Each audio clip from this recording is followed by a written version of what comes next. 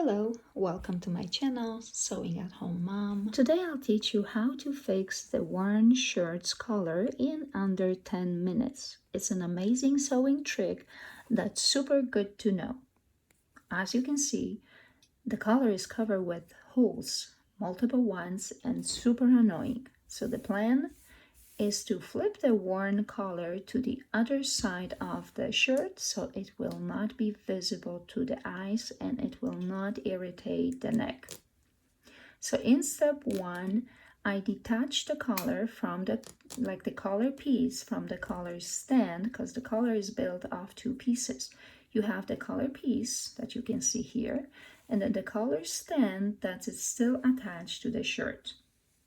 So once you separate these two, clean the collar piece, make sure it's off any threads, and then open up to gain access to the middle of it. So all those holes can be exposed and I can fix these. So once I gain the access to the wrong side of the collar piece, I am going to glue the interfacing, and I'll measure as much as I need. I don't need any more than what's, I get the right measurements.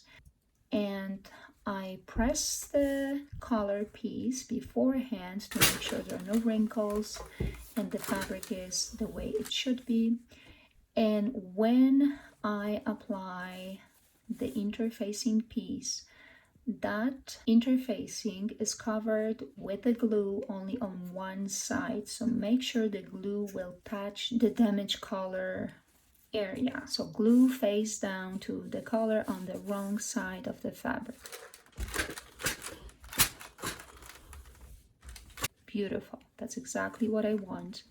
And the next step is to zigzag or like invisible mending that I can do on my sewing machine. So I will be, if you have the zigzag option on your sewing machine, you can pretty much do the zigzag with the back stitch, right? So going forward and back, forward and back.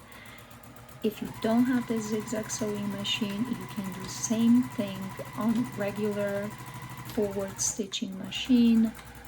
Same idea, going back and forth, back and forth, back and forth.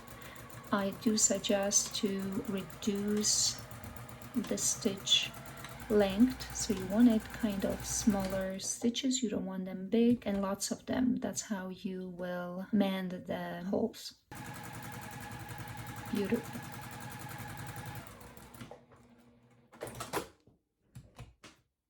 So once you're done with the invisible mending on that collar holes, the next part is to move on to the collar stand.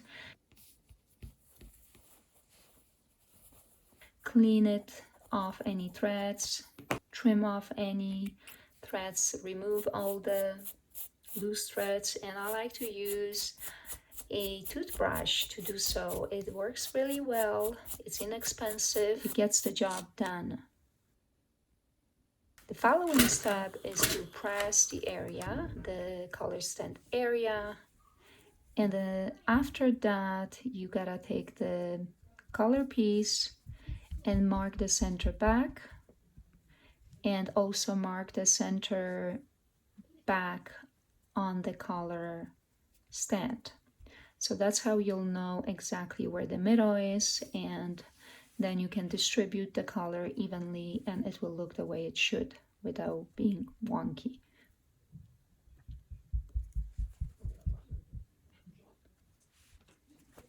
Now you have to make sure that the mended area, so the invisible mending, will be touching the right side of the shirt, and then flip it forward, align the two red lines the way I marked it with a red chalk. You mark it with whatever you have,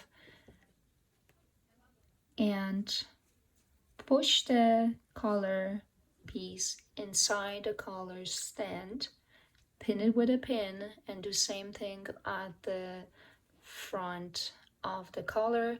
Beforehand you need to measure the front collar to make sure they are even before you start stitching them, because you don't want to end up with one collar being longer than the other one.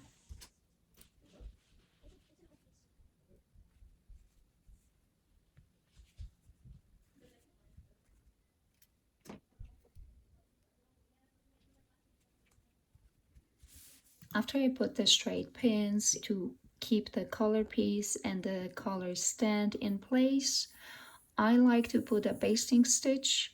So I like to base it just to make sure that none of it will move while I'm top stitching it. I have to make sure that the stitch will be done right. So for that reason, I'm using the base stitch.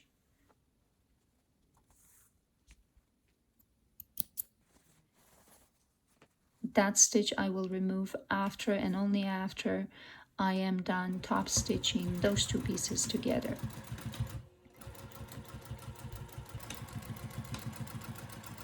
And now that I'm done the top stitching, I do remove the basting stitch. And that looks perfect. Look at that. So I flipped the collar piece, I flipped the worn shirt's collar, and you can't even tell that it was damaged. Thanks for watching, and if you find this video useful, please like it, share it, subscribe to my channel, and make sure to turn on the notifications so you will be notified every time I upload a new video. I will see you next time. Bye bye.